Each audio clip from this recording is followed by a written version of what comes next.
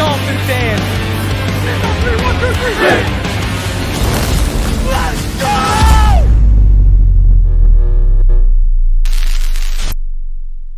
What is good, Fin Nation? What's good? It's your boy Reason, and we are back here for another one, a special Sunday matinee. Hope all of y'all are having a blessed weekend. Night 1 of WrestleMania was fantastic. The card tonight, man, this might be one of the best WrestleManias yet. So that's been good. If you are a Patreon, you woke up to a nice little video today.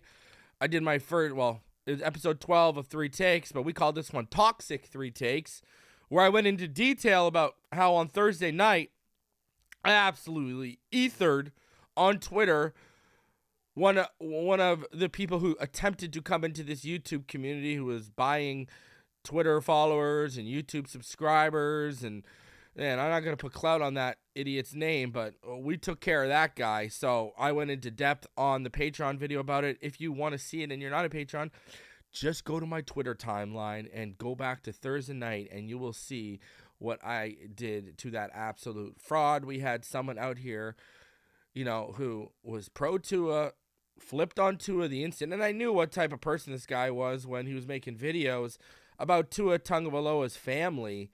When the pictures came out about Tua's family when they went to the first game, you know, I even said on a show, why are people making videos about this when y'all knew he's a private guy? He didn't even like when people found out he was married. Do you think he wants people making videos about the first pictures of him, his wife, and his kid at a game? Like, such lowbrow, low-hanging fruit content. And now that person has, you know, hey, frauds are frauds, right? We've got screenshots on Twitter. We've got video of this person claiming they're not even a Dolphins fan, they're a Cowboys fan, and they've been lying to all of y'all. So we took care of him, aired him out, went into detail on it on the Patreon. That's as far as I'm going to go on this channel and this show about it. But I will say this. I'll segue into this, and this is something I will actually talk into. You know, all these people out here, because Reason don't play around. Reason's, listen, I'm as authentic as they come. Who you see is who you get. All right? And just because I don't play games, just because I'm the one who will come out here and end it, people try to paint me as the villain, the bad guy, the aggressor. Listen, go back, do the math just over the last year. Right? I showed you guys a screenshot. We caught someone plotting on me, literally in DM groups, scheming on me. I aired that person out. Did I start that? No. I got that screenshot sent to me that he was scheming on me. Second one, a YouTube collective here in this community allowed idiots to come up there and say disparaging things about me without any evidence or proof, and I called them out and that person out for it. Again, did I start it? No. And now this, where this all started with this YouTuber. Okay, if you guys will remember, I had my Full Metal Jacket video. Well, this said YouTuber on Wednesday, I didn't see it till Thursday, on Wednesday, decided to quote tweet that and said, well, you know, I don't know if the original poster created this, so I'm reserving judgment. Then proceeded to tag Elon Musk in Twitter support and say, I'm surprised at Elon Musk and at Twitter support are keeping up. So this person literally tried to rat me out to the Twitter police. Literally, by tagging them. Again, I don't start it, but I will end it. You don't got to say my name 3 times like Candyman. You just got to say it once. And I will come for you. And listen, that said YouTuber, your boy kicked him in the coffin, and then on Friday, Dolphins Twitter came together and started putting the nails in the casket, all right? Don't play around with this, man. Godchild says, don't worry, we have receipts. We have the receipts, big bro. Keep doing your thing and love the show. If they want a villain, give them a villain. Fins up. Hey, man, listen, I'm done playing nice with these people. Reason tried to play nice. Done with the crappy takes. I'm done with it, man. You know, I've had it up to here. I've sat back and I've watched these idiots get away with stuff on Twitter and YouTube over the last year because I've been trying to play nice, and now I'm done. Period. That's it. That's where I'm at. Right? Someone's got to be the one that's going to step up and put an end to this crap. And if it's got to be me, so be it. I'm done. Finished. Right? Time to start weeding these people out. And that's how I feel. You know why? And I said this in the Patreon video, and I'll say it to all. Do you know why I go so hard the way I do? I call y'all my Phinside fam. All right? All the people who watch, all the people who support. Do you think I'm going to stand by and allow people to misinform, miseducate you guys, lie to you, be frauds, and try to pull the veil over your eyes? That's why I take it, because I put so much work in properly educating, properly informing,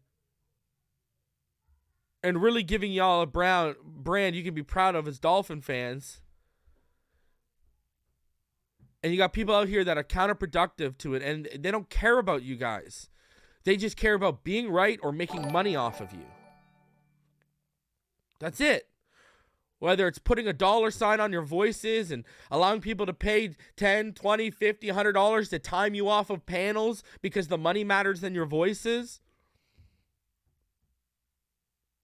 Whether it's people who get a kick off of trolling you guys when you are at the core of every YouTube channel, of every successful person in this community. You guys are at the core of, because you are the fans. Do you think I'm going to sit back idly? No. So you want to call me aggressor? You want to call me a bad guy? You want to call me the bad guy? Hey, they called Razor Ramon the bad guy. Worked out pretty well for him. I'm fine with that. But I'm done. This is my one and only warning. On Sunday, April 2nd, I am done playing Mr. Nice Guy. It's over. Y'all, everyone who's been around since day one knows how real I am, and we come. You guys are bringing me just when I thought I was out. They pull me back in. All right. That's it. That's how I feel, man. And I'm sorry. Like, I'm gonna go that way because I don't appreciate people lying to you guys. That's it. Send the P.O. box for that Gaskin jersey. I will. I'll email you because I got your email. Don't worry, I got you. Stop being distracted by acknowledging the fools. No. I just want to explain why people are going to see the way I act, the way I act, and the way I react, the way I react. Consider this, it's not a reaction to them. It's a courtesy to all of you all. That's what it is. So, listen. That's it. When does Toxic Reason merch drop? Probably soon. We got a whole bunch of new merch coming to the store. We got a lot of stuff going on, man. You the man, Reason. Been a subscriber since training camp 2022. You're far and away the smartest football voice in Dolphin social media. I've been on StreamYard before. I'd love to come on again. I appreciate you, Willie. Thank you very much, sir. Yeah, when I do the open shows, I'll do an open show again soon, and I'll let you guys come up, but... So, I don't do the open shows like I used to do right now because I'm trying to get the content to you guys. But also, there's a lot of people out there that just do nothing but panels. So, Larry started that trend, and a lot of people have tried to go off of that trend. And, so when I do panels, I want it to mean something. You know what I mean? And plus, another thing is, we don't need panels on this show consistently to rely on content. Know that. So, Willie, people don't want to debate with Tua on me. See, that's the thing. You'll see Tua debates, but no one wants me to come around in those Tua debates because they'll be over. Right? And I don't even got to go handle them. The EM Dolphin fan goes around and handles them all right now. But I'm not. I'm the boogeyman they don't want coming in on those debates because it'll be over. Right? Because the problem is you got a lot of people with opinions and feelings, not facts or legitimate tape work. So that's not a very hard. They know it ain't going to be a very long debate. That'll be over in about 3 minutes. The best chance they have to extend that is to yell over me or try and cut me off. Period. So it is what it is, man. Listen. It's funny, People still try to label me as this pro Tua guy, but no one talks about how 2020 and 2021, why wouldn't Reason label him a franchise quarterback? Why was Reason critical of his film consistently? Sure, I saw the flashes, I saw the positives, I saw the potential. There's still a lot of criticism, especially when you go back to that Saints game in 2021. But no one talks about that, right? So I'm way more objective than these people try to make you guys out to think I was. Sorry, try to make it out to you guys the way I really actually was. If you go back and watch the Saints all 22. Like, if you go back and watch all 22, you can see I was keeping it objective. But because I saw the potential into it, because I knew the areas to grow in by watching the film, and if he did that, we would have something. And then lo and behold, I said what it needed to happen. It happened, and there you go. Because I was right, I was a 2 and near. Go figure that one out.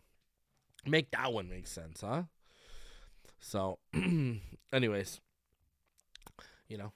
it's just always been crazy to me that a lot of people, the same people that hate Tua, are still Flores sympathizers. It's crazy. Like I said on my Patreon video, those Tua haters and Flores sympathizers, they're gonna hate me even more. I'm sure they hate me even more after those owner meetings, because you look at McDaniel, the guy, you can already see the growth in him as a coach.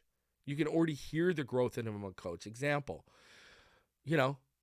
reports were coming out that he wasn't spending any time with the defense. Now he's saying he's spending 20 hours a week with the defense. You hear him picking Fangio's brain. You hear him speak publicly about the clock management and getting plays in on time. You can hear the growth. And listen, I wanted that guy since he was an OC, just like I wanted Tua since he was at Alabama. Right, when we were looking for an OC in 2021, who was my choice? Mike McDaniel. I wanted him or Pep.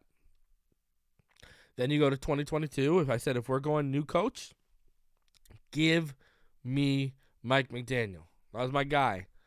So I've nailed the 2 most important positions technically on a football team, or the most viewed positions. I nailed the head coach and I nailed the quarterback, amongst others. But we won't get into all those ones. They must hate me, eh? My picks are at the forefront of the face, huh? They must hate it. They're going to hate it even more this season. Because if everyone stays healthy, you know how historic this offense is going to be? I don't even think people realize. If Tyreek got 1,700 yards in year 1, what do you think he can do in year 2? If Tua, for the first 12 weeks, was playing at an MVP level at a higher passing touchdown rate, but overall the same MVP production rate Matt Ryan was in 2016 in that offense that I've already proven, what do you think he's going to do in year 2? We'll talk about Jaylen Waddle in a bit here. 1,300 yards in year 1. What do you think he's going to do in year 2? Now you got Braxton Berrios. See, Waddle and Hill could be good for 3,500 yards, and Braxton could be good for another 500. You get 4,000 yards between those 3 guys, not including who's catching balls out of the backfield. The 200 yards Smythe and Saubert will get each around there, maybe 300 for Smythe. Like, we're talking, we could be legitimate. If Tua stays healthy, we're legitimately discussing a 5,000-yard season, I think. 4,500, yeah. 5,000, oh, it's real likely. What's more likely, trade up for Gibbs or Washington, Darnell? If people didn't see that film I posted on Twitter, holy. But that's another thing. My tight end big board will be coming tomorrow. I got my graphics today. I've had everything clipped up. My evaluations have been done. I finally got my graphics this morning. So I will be putting that. I got them around like 10 a.m. So I'll be putting that together. And we'll be doing my tight end big board tomorrow. Y'all ain't going to want to miss that one. That's going to be a real good show. Man, that Darnell Washington. That was such a fun film to watch. My Lord. So we're going to break that down for all y'all. Tonight, if you're a Patreon or a channel member, I will post my tight end big board in list format so you can see how I have everyone ranked. And then my big board with evaluations and all 22 will be coming for all of you guys tomorrow. Check it out. It's the Monday show, so we'll be doing that. So, yeah, And then we're doing tackle this week as well. So, graphics and WrestleMania push this a little bit back till Monday. We'll probably be doing tackle next weekend. Look for me next Sunday. Will be the tackle show. So all of that stuff it's coming up, baby. It's coming up. Guys, already 332 of you. Smash that like button. Subscribe if you're new. Today we're going to go over Vic Fangio is bragging to NFL coaches, specifically an offensive coordinator, about the new defense in Miami. It's behind a paywall, but we're going to go over it. I got it for y'all here. It's behind the athletics paywall, so we're going to go over that right here for all y'all. On top of that, a little bit of a Dalvin Cook tidbit to end the show. We're going to ask if one of those receivers in Miami is the most underrated in the league. We got some interesting defensive notes to go over from Barry Jackson. And then the Dolphins are in win-now mode, but the Bills could be due soon, says Omar Kelly. So we're going to go into all that. And plus, Louis Riddick, he called the Miami Dolphins. He called the shot. He said, we are going to win the AFC East. So we got that to go over as well. Ton of stuff. So be out on the lookout for that. Yeah, so let's get into everything. We'll get into Louis Riddick right away. All right, we'll do that.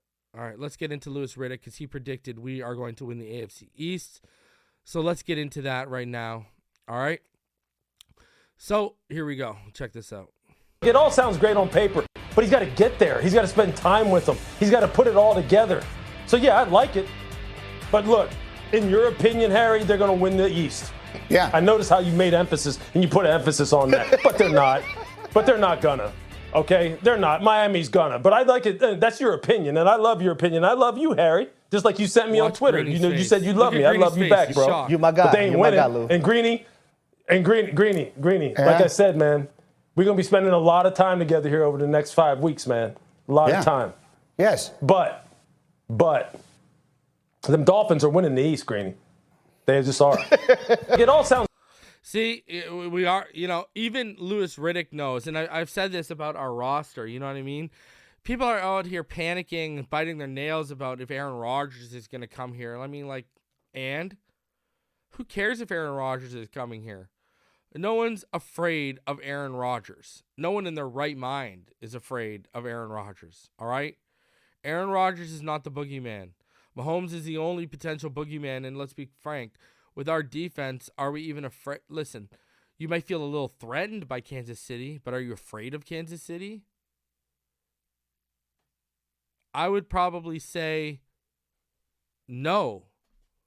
We're not afraid of Kansas City. Look at what we almost did to them a couple years ago. We almost beat them, came back on them and beat them a couple years ago. Now you look at our defense, you look at our defensive coordinator, plus the way our offense can complement our defense. Are you afraid of the Kansas City Chiefs? I'm not. I'm not in the slightest. And look at the confidence Louis Riddick said we were going to win the AFC East in. Didn't even mention the Buffalo Bills. Didn't even bring them up.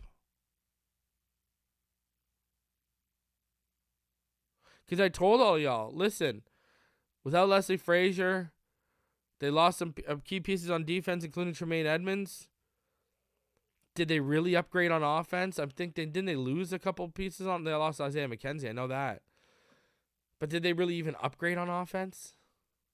Is Damian Harris an upgrade for them?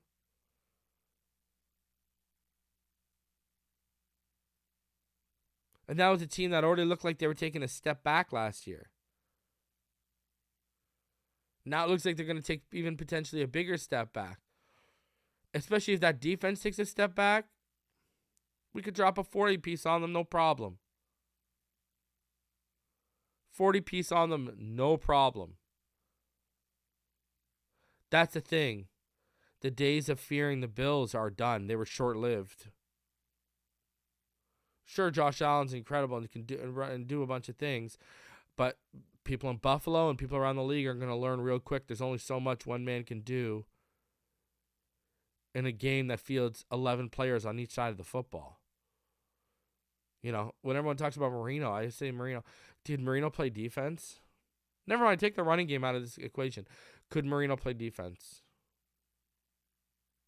How many top 10 defenses did Marino ever have?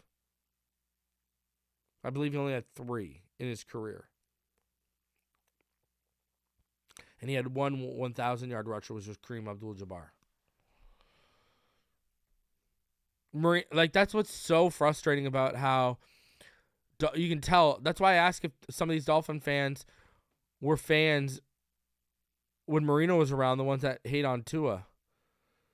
Because even if you were a Marino fan, he was the epitome of Shula didn't do enough around him. Shula used to talk about all the time that it was a regret of his. Especially compared to what Bill Walsh did for Montana. Hell, look what the Broncos did for Elway by the end of it. People forget how athletic. You know, Elway was Josh Allen early on. And then when his legs went and he became more of a pocket quarterback in the late 90s, look at the team they built around him that he won back-to-back Super Bowls with. That team was so stacked.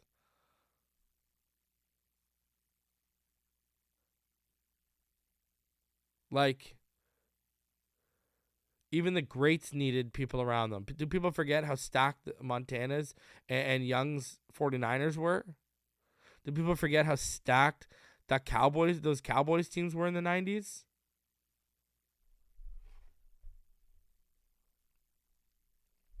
You know? It wasn't until the Patriots started, got big name receivers that Tom Brady was throwing for. Tom Brady had never thrown for over 30 touchdowns before Randy Moss arrived. And people try to tell me that good receivers and elite receivers don't help grow a quarterback. Stop. The things they teach him that he can give on to guys who came through there like Julian Edelman, Wes Welker. That's why irrelevant guys like Julian Edelman were something at the show. Because of all the things Tom Brady had learned along the way from the receivers he had. From Branch all the way to Moss. But people don't know the nuance and don't think that deeply when it comes to the game, and you have to. Like, there's literally correlation to Tom Brady's growth as a quarterback to Randy Moss. Literally, there's correlation. You can go look at it. So, even the GOAT had to grow from receivers around him. Remember the running backs they used to get? Remember when they went and traded for Corey Dillon? Do people forget how good Corey Dillon was in Cincinnati? Corey Dillon was one of the most underrated running backs in the game at the time. He was one of my favorite running backs in the game, and they traded for him like it was nothing. Look at the run game they've always tried to give him. And look at what they've got out of the running backs that have gone through there. Why? Because they had one of the best offensive line coaches for like 20 years. And that line was just churning out guys and just moving bodies.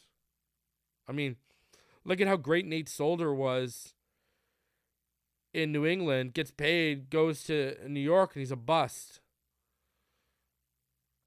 Like that, and that was the only place that made it work. Crazy when you think about it in those senses. So, exactly. Fred Rivera says Miami went to a Super Bowl with David Woolley as a quarterback. Miami could run and play defense back then. Fred Rivera knows exactly what's up. Right? Brian Griese was as game manager comes. But we had a killer running game, and we had the no-name defense. And then even after, we had a good defense a year after that. Like, that's what I'm saying. People forget, man. It's crazy. That's why I wonder how long these people have been Dolphin fans for. That's a legitimate question. They don't understand basic things that happen in our franchise that are mirrored to situations we're dealing with today. So that's why I asked these, how long have you been a fan for? Anyways, let's get into this because Fangio has been bragging Fangio has been bragging specifically to Matt Nagy about the defense we have. There's a lot of good nuggets in this. And also, let's get into this, man. You guys are going to like this. A lot of good nuggets in this one. All right, it's behind a paywall with The Athletic. So, let's get into this. The secret sauce of the Vic Fangio defense and meatballs is the man himself. Love it. The sheet of paper is laminated. Similar sheets are on every NFL sideline in the hands of coordinators and head coaches, but this one is different. It contains wisdom passed down through generations, created with tradition and inspiration, trial and error, fidelity and tenderness. Vic Fangio makes a bold statement. What he produces from that sheet is superior to whatever anyone else could create, and he challenges you to prove him wrong. It's a recipe for meatballs. In 1919, Andalinda and Anthony Fangio left Castiglione, Italy, for Dunmore, Pennsylvania. In Andalina's trunk was the recipe, which she passed down to her daughter Alice. Years later, when Alice's son Victor set out on his town, she put the recipe to paper for him. The new defensive coordinator of the Miami Dolphins, he goes by Vic now, had the recipe laminated and has displayed it wherever he lives, helping make houses into homes. It is well traveled as Fangio has lived in 15 places since becoming a coach. Whenever Fangio and Kathy Mariama, his girlfriend of 12 years, eat at an Italian restaurant, they order meatballs to see if they can compare. They never do. The consistency isn't the same, and they aren't as flavorful or moist. The recipe calls for ground beef, ground pork, and Parmesan cheese. The sauce is made with a combination of tomato puree and tomato paste. In the late afternoon, Fangio drops the meatballs in the sauce and lets them simmer on low. Before bed, maybe 4 hours later, he turns off the flame and lets them sit in the heat overnight.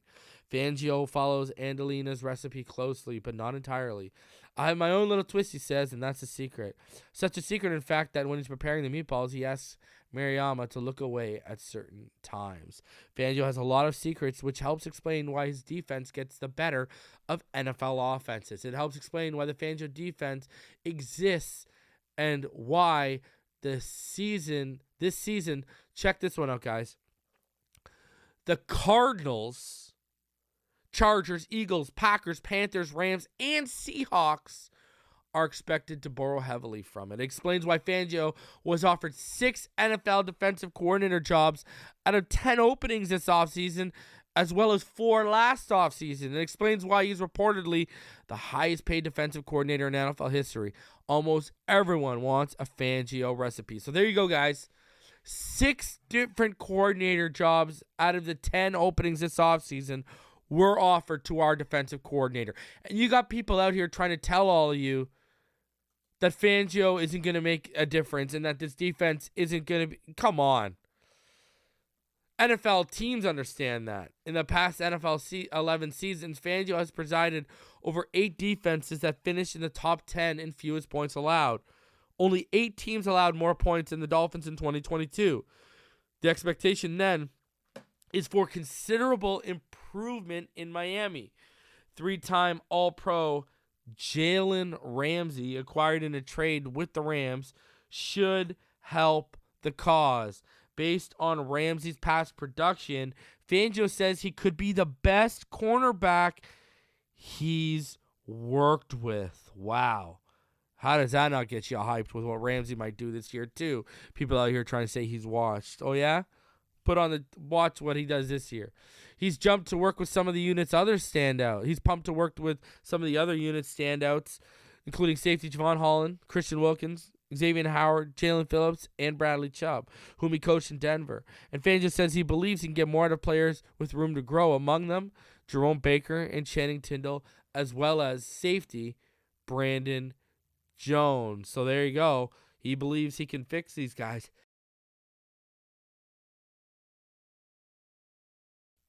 So he believes he can help these guys reach their potential. Love it. They will be coached and deployed in ways they have not been previously, and ways they would have not have been in previous iterations of the Fangio defense. The proliferation of his namesake system has led offensive minds to work at finding cracks in it. So now comes Fangio's counter move. Look at this one, guys. He has been bragging to me about how he created a new coverage, says Chiefs offensive coordinator Matt Nagy, the head coach of the Bears in Fangio's final season there. He knows everyone is trying to get this Vic Fangio defense. He's super proud of it, and he should be. This man has created new coverages. People are going to see things they haven't seen before in this defense this season.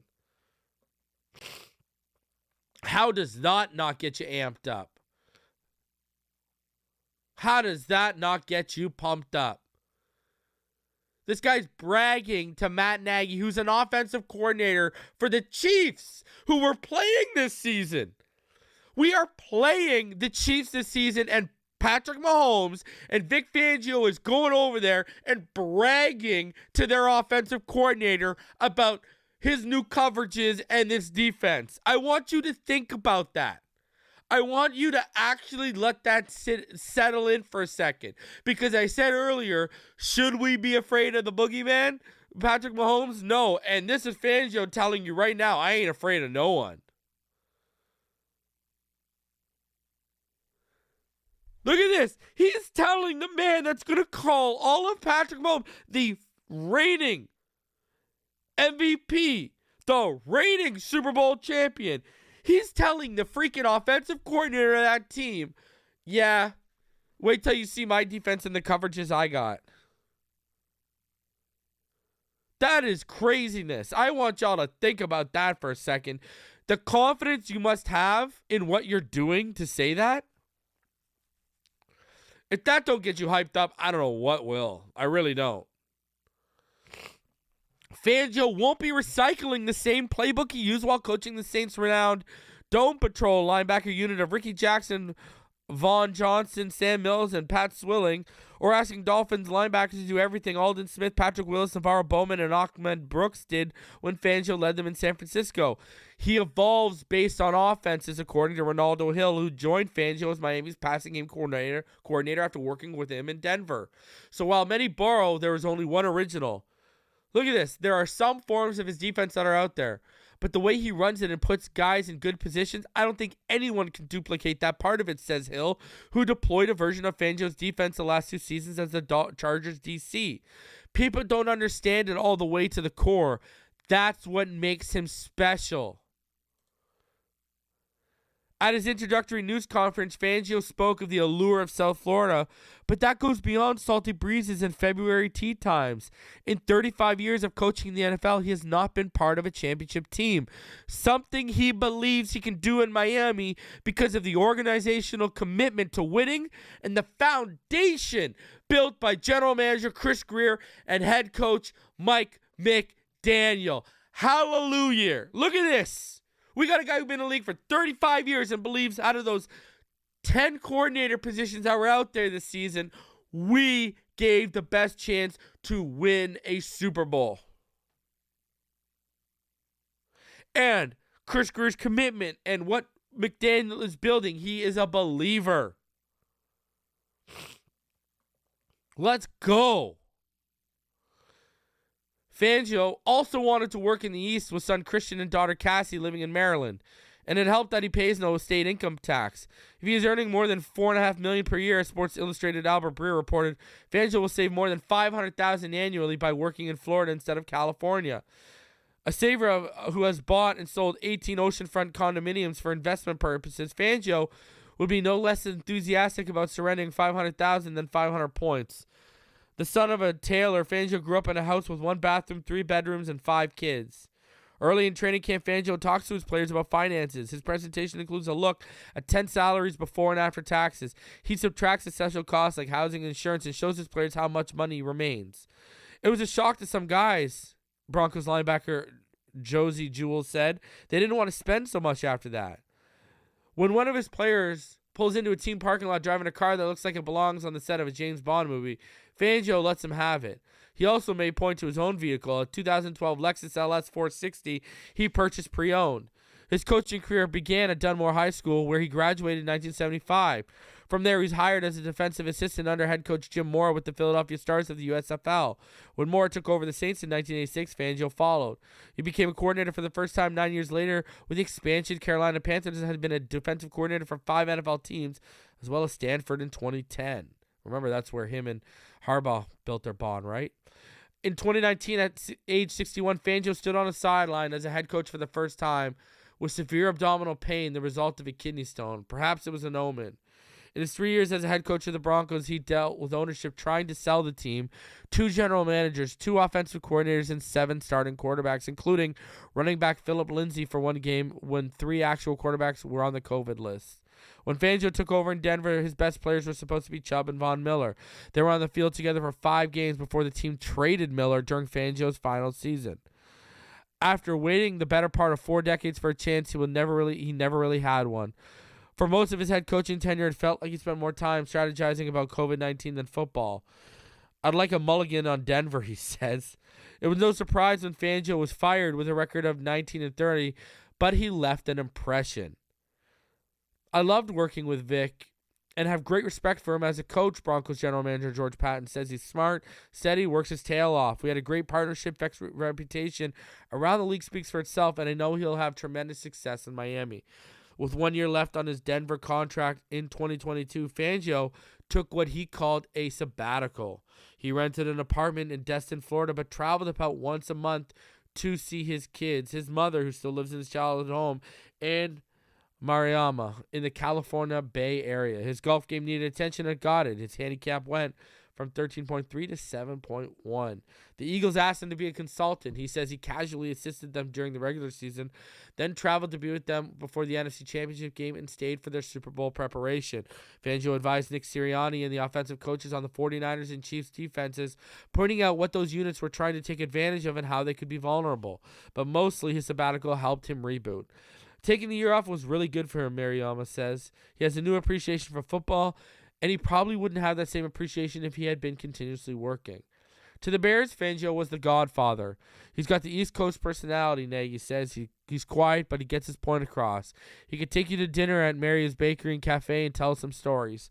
Part of what makes Fangio special is he is always a boss, even when he's an assistant coach. Fangio never was a defensive coordinator as much as a head coach in charge of a particular crew. He subsequently is a better fit with some head coaches than others, but it's never personal, strictly business. When the season begins, Fangio will be eligible for Medicare at 65 years old. 65 years strong, he corrects. His love of the game invigorates him. I think of all the coaches I've had, he's the one who stayed at the facility the longest, Jewell says. Fangio's legendary game planning coaches meetings pushes the limits of endurance like an ultra marathon. He requires every position coach to learn all the aspects of the game plan, even details that don't concern them. While Fangio controls the remote control and holds court for hours on end, it is not uncommon, multiple witnesses say, for assistants' eyelids to get heavy and heads to drop forward. I can still work like I always have, Fangio says, and I can work like any young coach. He does it without caffeine, but says drinking 10 bottles of water a day keeps him feeling fresh. Hill, 20 years his junior, says Fangio often outlasts him on the treadmill, but he earns few style points in the trademark gray sweatshirts and sweatbands, which Hill says are part of his DNA. DNA is instructive. Alice is 96 years old, self-sufficient, and takes no medications, according to Vic. She navigates stairs, walks to the grocery store, and cleans her house. Once a week, she cooks a big meal for 10 or 12 of her family members.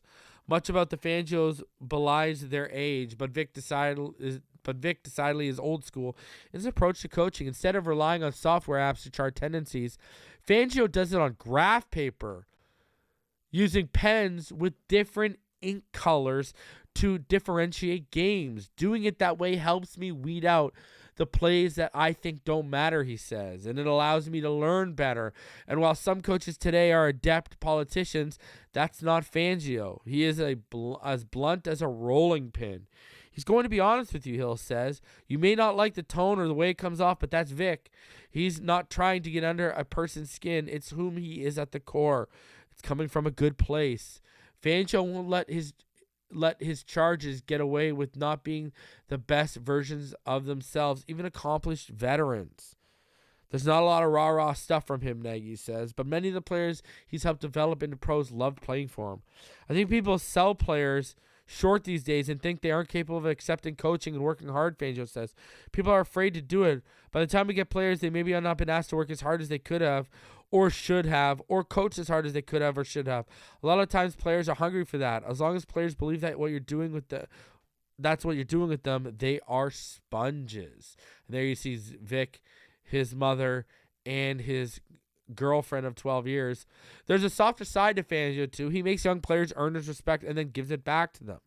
In 2003, the day linebacker Mills was diagnosed with intestinal cancer and told he had months to live, he called his old coach and broke down. Fangio subsequently flew to see him twice before cancer took Mills' life in 2005. Jewel marvels at how Fangio found different ways to connect with players spanning in age from their early 20s to their mid-30s. In Denver, he sometimes cited Kobe Bryant's work ethic for motivational purposes. After Bryant died in 2020, Fangio gifted his players Bryant's signature Nike sneakers, which they all wore to a road game. His sarcasm can be enduring. When Fangio was the Colts defensive coordinator and Peyton Manning was the team's young quarterback, Manning objected to how Fangio aggressively coaches defensive backs against Manning's receivers in practice. Hey, everyone remember when he did that to Tannehill and made Tannehill cry and complain about the defensive backs? You want some cheese with that wine? Fangio yelled across the practice field. The next day, Manning found wine and cheese in his locker courtesy of his DC. He probably would have preferred a plate of meatballs. Only a select few coaches and players have been graced with a taste. Fangio usually makes a batch of 50, then puts them in Tupperware containers to freeze for his family. He may share more in Miami, but it will be strictly on a merit basis. He knows that if too many get a taste, even more will try to duplicate his secrets. I mean, 425 of you in the room. Smash that like button. Subscribe if you're new. How can you not like our new defensive coordinator? You know, when you hear him talk about the new coverages, I mean, this guy had the balls to tease and oh man, the way he teased and ribbed Peyton Manning, a number 1 overall pick, and Manning took it in stride. That's awesome. But you know, we've got the originator. He's bragging about new coverages. Look at him. Excited to work with the guys, our core defensive players that we have in place already before the new acquisitions. Man, this defense is going to be something this year. This defense is going to be something, ladies and gentlemen. Don't be surprised. I mean, again, Fangio's out here bragging to Matt Nagy. No fear. Bragging to the offensive coordinator of Patrick Mahomes of the Kansas City Chiefs. Wait till you see what we got. That's something to behold. Man, this man's cooking meatballs, and you're going to be cooking opposing offenses, and I love it. Every minute of it. Every minute of it. Man, Fangio, so excited. So excited to see this defense in action. Can't wait. All right. Omar Kelly, who's working with SI now, he put out this article, and it's entitled Dolphins in Win Now Mode, but the Bills will be due soon. The Miami Dolphins better win big now because the franchise currently is living off what can be compared to massive credit card debt. The credit card balance keeps rising with each Pro Bowl caliber player added, and the debt that's steadily accumulating will need to be paid down soon.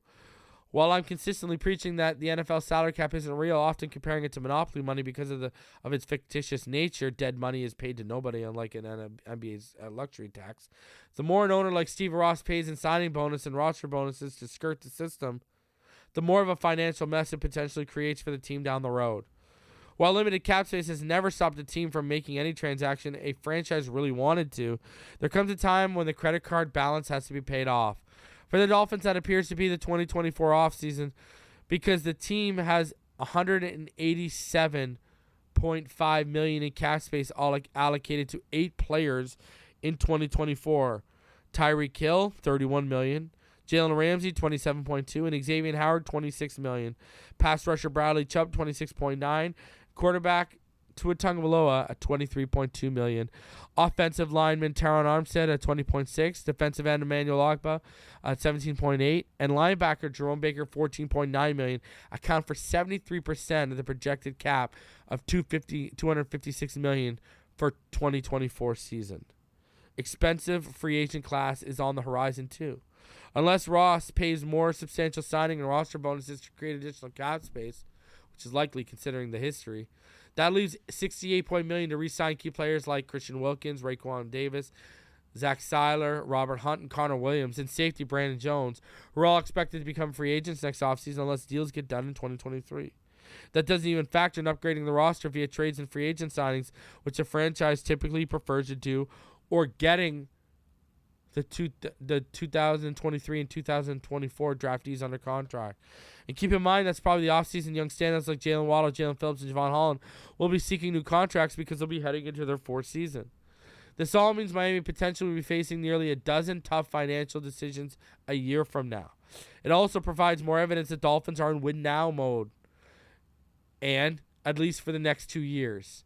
Considering the Dolphins begin this offseason $15 million over the cap and maneuver the books by restructuring contracts and releasing players to put the franchise $25 million under, it's not wise to say Miami's aggressive spending the past 3 seasons will handcuff the team in the future. But as I've continued to point out, at some point the credit card balance is due, and paying it off requires some belt tightening. The Rams built a Super Bowl winning team using this model. Then they were forced to make some tough financial decisions this offseason to fix their books. That's how Miami ended up with Ramsey in the offseason trade. The same kind of belt tightening could be on the horizon for the Dolphins within the next 2 seasons. Releasing Ogbah, Baker, and Cedric Wilson after next season potentially could create $32.7 million in cap space. But what happens if all 3 have respectable seasons to justify their salaries? The Dolphins also could sign Tagovailoa, Wilkins, and Williams to multi-year deals that make their cap figure more manageable now and in the future. But those are long-term decisions that likely require some patience. Since Ross has been Miami's owner, the franchise traditionally has done well managing the team's payroll. The Dolphins typically carry $10 to $15 million in cap carryover to the next season and usually have the freedom to make major moves each offseason. But the recent approach of trading draft picks for elite players and then signing them to massive contracts has created some accounting challenges that the Dolphins must figure out to manage. And he's right.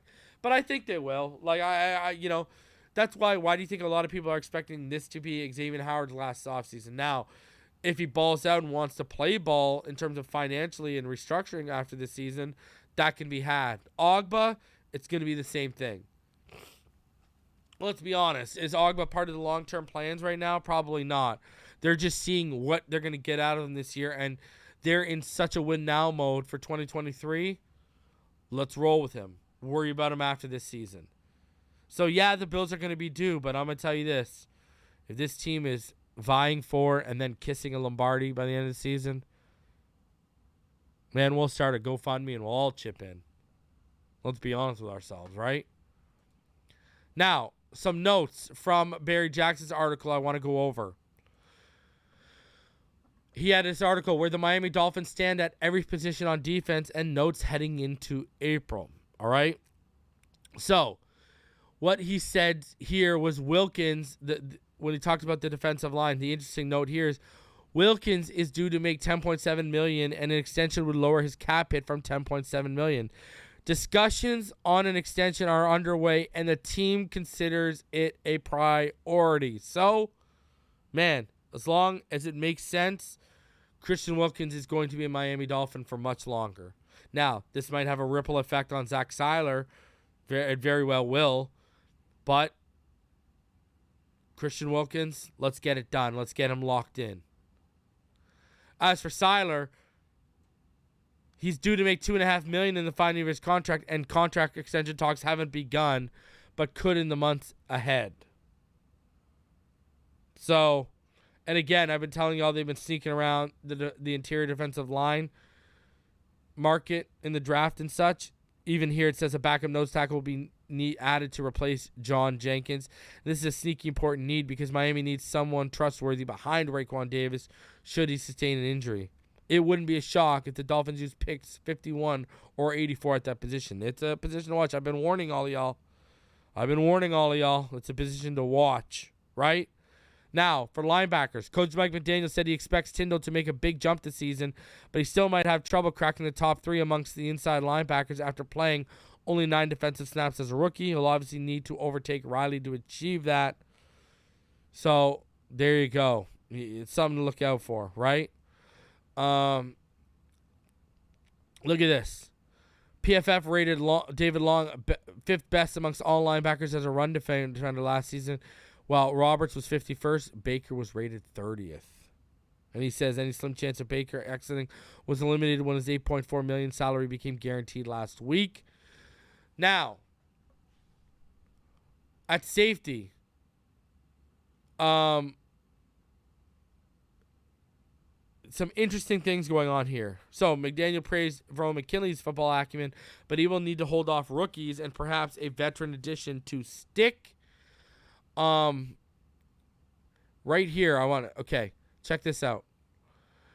Eric Rowe wasn't re-signed and remains a free agent. Tweets from Trill Williams' camp have suggested he might move from cornerback to safety. That is unclear. So we might get Trill Williams moving to cornerback. Now, if you remember, Trill Williams, coming out of college, I was a huge fan of the guy.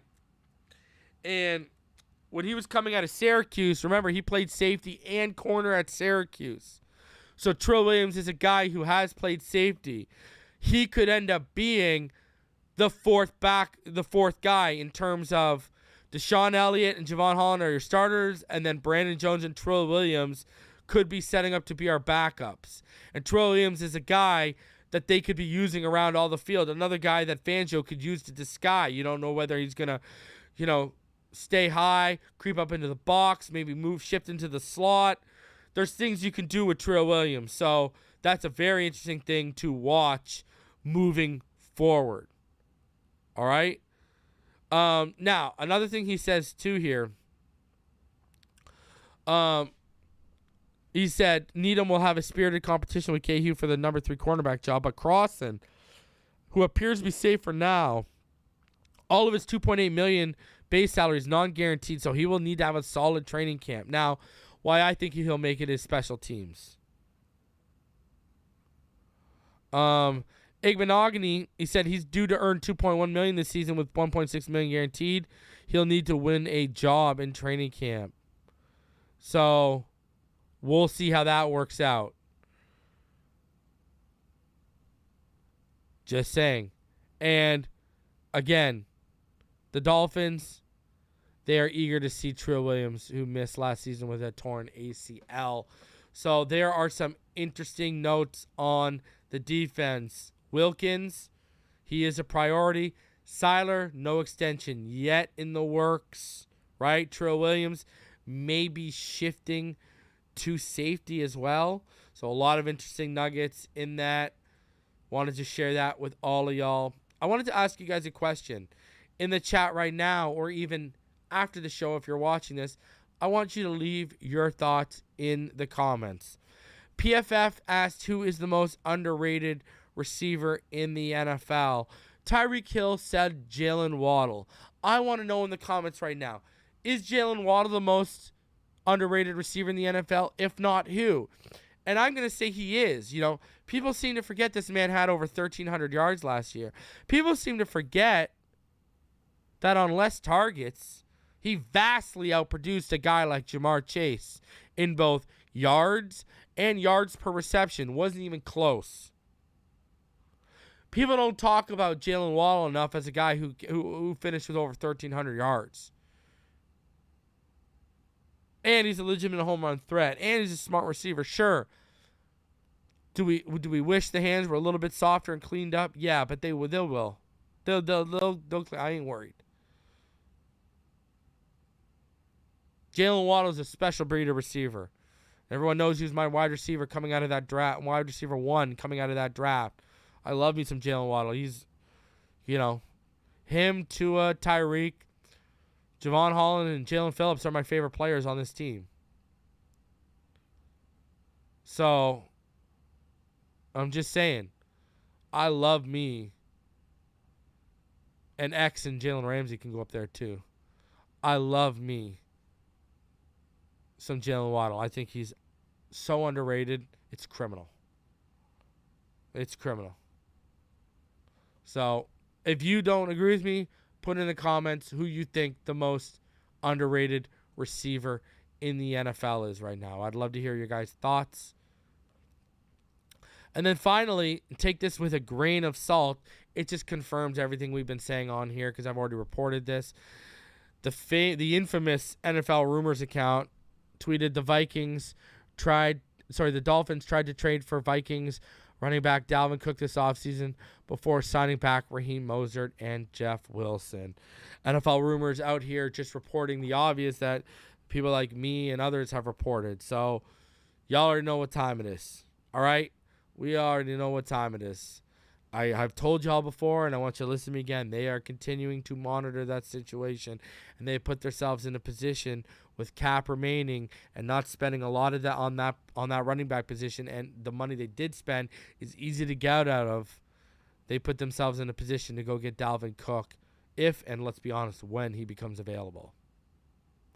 439 of you in the room. I appreciate each and every one of you all for coming through today. It's WrestleMania. Enjoy the night. Enjoy the day.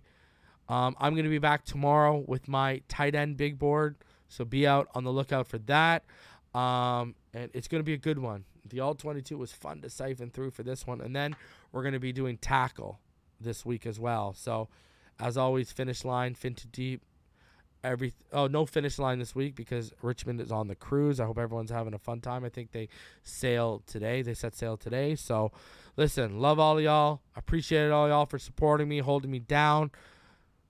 All of you that donated, I love all of y'all, man. I love each and every one of y'all in the chat who continue to support, who continue to hold me down. You guys are the best, right? If you want to join the Patreon, patreon.com/Phinside The NFL. If you want to become a channel member, go check it out. Hit the join button next to the subscribe button. Until next time, you already know what time it is. Love each and every one of you. I will see y'all on the next one. Until then, fins up all day, every day, even beyond the grave in which we'll lay. Love all y'all. Fins up. See y'all on the next one. See y'all tomorrow. Take it easy, guys.